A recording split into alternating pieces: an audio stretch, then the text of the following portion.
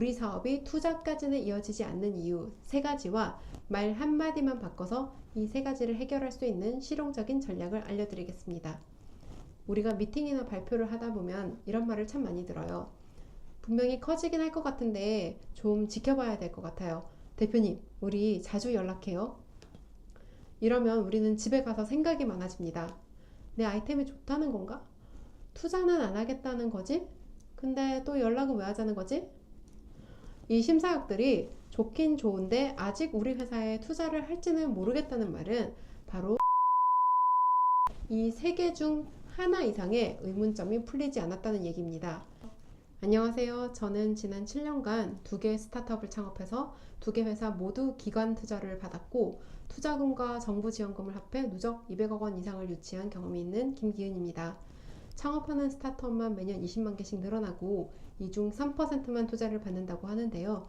2개 회사를 창업해서 둘 다 투자를 받은 경험을 살려 스타트업 대표님들의 입장에서 실용적인 내용만 7분 안에 말씀드리도록 하겠습니다.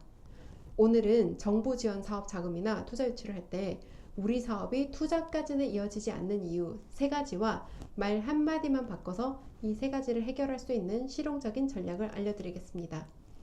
우리가 미팅이나 발표를 하다 보면 이런 말을 참 많이 들어요. 분명히 커지긴 할 것 같은데 좀 지켜봐야 될 것 같아요. 대표님, 우리 자주 연락해요. 이러면 우리는 집에 가서 생각이 많아집니다. 내 아이템이 좋다는 건가? 투자는 안 하겠다는 거지? 근데 또 연락은 왜 하자는 거지? 이 심사역들이 좋긴 좋은데 아직 우리 회사에 투자를 할지는 모르겠다는 말은 바로 솔루션, 프로덕트, 대표님의 역량 이 3개 중 하나 이상의 의문점이 풀리지 않았다는 얘기입니다. 반대로 말하면 이 부분만 풀어내면 투자를 할 의향이 있다는 말입니다. 무슨 말인지 하나씩 바로 설명해 드릴게요. 첫 번째는 솔루션에 대한 의문입니다. 이 의문은 대표님이 사업을 설명하실 때 심사역이 대표님의 논리를 납득하지 못해서 발생합니다. 예를 들어서 우리 시장을 혁신할 방법이 이겁니다 라고 했을 때 심사역의 생각에 대표님이 제시한 해결 방법이 진짜 해결책이 아닌 것 같은데 라고 생각하면 진짜 큰 문제가 시작되는 겁니다. 예를 한번 들어보겠습니다. 우리 아이템이 스마트 약통이라고 가정을 해볼게요. 제가 도입부를 발표하듯이 말해볼 테니 들어보시고 어떤 문제가 있는지 같이 생각해 봐 주세요. 우리 회사가 해결하려는 문제는 사람들이 약을 챙겨 먹지 않는 것입니다. 저희는 스마트 약통을 만들어서 이 문제를 해결했습니다. 어떤 점이 부족한지 혹시 찾으셨나요? 이렇게 말하면 투자자 머릿속에는 스마트 약통을 꼭 만들어야 될까? 그거 안 만들어도 해결할 수 있는 다른 방법이 없을까? 이런 생각에 빠져버립니다. 그러면 그 뒤에 아무리 대단한 이야기를 하고 기술력을 보여줘도 투자자의 머릿속에 하나도 들어가지 않습니다. 대신에 투자자의 머릿속에는 그 문제에 대한 해결 방법을 브레인스토밍을 하고 있는 거예요.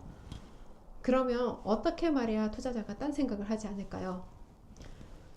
문제와 우리 프로덕트 사이에 모두가 공감할 수 있는 솔루션이 오고 그 솔루션의 한계를 우리 제품이 해결한다라는 로직을 만드는 것이 좋습니다. 먼저 예시를 들고 나서 솔루션이 있고 없고에 대한 차이를 마저 설명할게요. 우리가 해결하려는 문제는 사람들이 약을 챙겨 먹지 않는 것입니다. 이 문제를 해결하기 위해 약국에서 매일 뜯어먹기 편하게 1회분씩 소분해서 주지만 여전히 강제성이 없습니다. 또 다른 방법으로는 약을 먹으라고 알려주는 알람을 설정하는 것인데요. 이것도 알람을 잠깐 끄고 잊어버리면 마찬가지로 소용이 없습니다. 마지막으로 가족들이 직접 약을 먹으라고 먹을 때까지 챙겨주는 방법이 있는데요. 아직까지는 이런 아날로그적인 방법이 가장 복약 수능도가 높았습니다. 그런데 만약 우리가 기술을 활용해서 약통에 있는 약을 계속 모니터링을 하다가 약을 먹을 때까지 반복적으로 챙겨주면 어떻게 될까요? 자, 우리는 아직 우리 프로덕트를 얘기하는 것이 아니라 솔루션만 얘기했어요. 현재 시장에서 문제가 있는 것에 대해 사람들이 어떻게 해결하려고 하고 있고 그것의 한계는 무엇인지 그건 어떻게 풀면 되는지를 말해줬습니다. 이렇게 말한 다음에서야 그래서 저희는 이런 제품을 만들었습니다 하고 짠 하고 프로덕트를 말해야 심사역도 자연스럽게 물 흐르듯이 따라갈 수가 있고요. 그 다음 대표님이 하시는 이야기가 들리기 시작합니다. 이게 별거 아닌 것 같지만 이 문제에 대한 솔루션에 대해서 선행되는 공감대가 없으면 대표님이 그 다음에 말씀하시는 게 귀에 잘 안 들어와요. 아, 대표님은 이렇게 문제를 보셨구나. 근데 나는 별로 저 논리가 안 맞는 것 같아. 이렇게 하면 그 다음 이야기는 모두 의미가 없습니다. 심사역의 대표님이 제기하는 문제와 솔루션에 대한 논리를 따라오게 되면 이런 식으로 생각하게 됩니다. 아, 대표님 생각이 맞네. 그런데 약을 먹을 때까지 계속 알려주는 건 어떻게 기술로 해결하지? 이 생각이 들고 나서 대표님이 그래서 우리는 스마트 약통을 만들었습니다. 우리 스마트 약통은 약을 꺼내 드실 때까지 계속 알람을 드려요. 이렇게 말씀을 드리는 겁니다. 이러면 심사역 머릿속에는 아, 저러면 문제가 확실히 해결되겠네. 그럼 이걸로 돈을 어떻게 벌지? 얼마나 벌게 될까? 경쟁사들은 어떻게 되고 대기업이 베끼면 어떡하지? 이런 질문으로 넘어가게 됩니다. 여기서 드디어 우리는 우리 스마트 약통이 남들과 이렇게 다릅니다 라는 기술적인 부분들도 이야기를 할 수 있는 기회를 얻게 됩니다. 이걸 통해서 우리가 어떻게 수익화를 하고 스케일업을 해서 100배 이상 커질 수 있는지 설득하는 타이밍이 시작되는 것이죠. 자, 그래서 드디어 지금부터 우리 프로덕트가 어떤 장점이 있는지, 어떻게 시장에서 차별화될 수 있는지 이야기를 많이 할 수 있는 장이 열렸는데요. 이건 초기 기업이면 원천 기술을 독보적으로 확보하고 있지 않는 이상 크게 돋보이기가 어려운 분야이기도 합니다. 예를 들어 신약을 개발했다, 혹은 라이센스가 독점적으로 있다, 이런 부분이 있으면 쉽게 넘어갈 수가 있는데요. 대부분은 시드 라운드에는 특히 초기 기업일수록 내세울 수 있는 지표가 많이 없습니다. 특히 스마트 약통 같은 경우는 제품 자체가 로켓 사이언스가 아니기 때문에 변별력이 떨어질 수 있습니다. 심사역들도 이런 부분을 잘 알고 있거든요. 그래서 이럴 때는 억지로 별로 중요하지 않은 차이점을 부각하게 되면 부작용만 생깁니다. 그래서 심사역이 프로덕트가 아니라 대표님을 보게 만드는 것이 더 좋은 전략이 되기도 합니다. 대표님을 본다는 말은 무슨 말일까요? 지금 대표님이 하시려는 사업과 학벌이나 경력이 연관이 얼마나 되어 있는지를 볼 수도 있지만요. 이것도 사실 대표님을 평가할 때에는 간접적인 지표밖에 되지 않습니다. 진짜 심사역이 대표님에게 보고 싶은 건 대표님이 이루고자 하는 것이 무엇인지, 비전, 그리고 그걸 어떻게 실현할 것인지, 그리고 그 계획이 얼마나 구체적이고 현실적인지가 사업의 존속과 나아가서 사업의 성패를 가르게 되거든요. 그래서 이런 것들을 보기 위해 대표님이 얼마나 분석적인지, 얼마나 추진력이 강하고 집요한지, 그런 것들에 대한 직간접적인 힌트를 얻고 싶어 합니다. 이건 지금까지 진행해 오셨던 우리 사업의 진행 성과로 강력하게 어필을 하셔야 됩니다. 예시로 다시 돌아가 보겠습니다.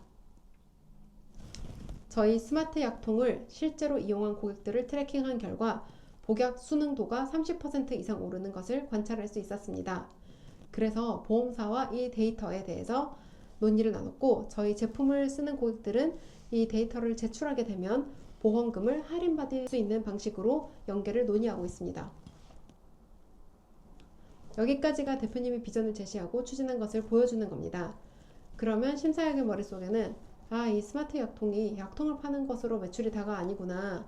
이 대표님은 사람들이 스마트 약통을 쓰도록 설득할 줄도 알고 데이터를 이렇게 잘 모으고 분석해서 금융사들과 협상까지 끌어낼 줄 아니까 차세대 캐시워크를 만드는 사람이 될 수도 있겠다. 이런 생각을 하는 겁니다. 그리고 대표님의 추진력과 집요함을 이런 식으로도 어필을 할 수가 있습니다. 제품 출시 직후 저는 초기 구매자 1000명의 로그 데이터를 매일같이 뜯어봤습니다. 그랬더니 아주 재밌는 패턴 하나를 발견을 했는데요.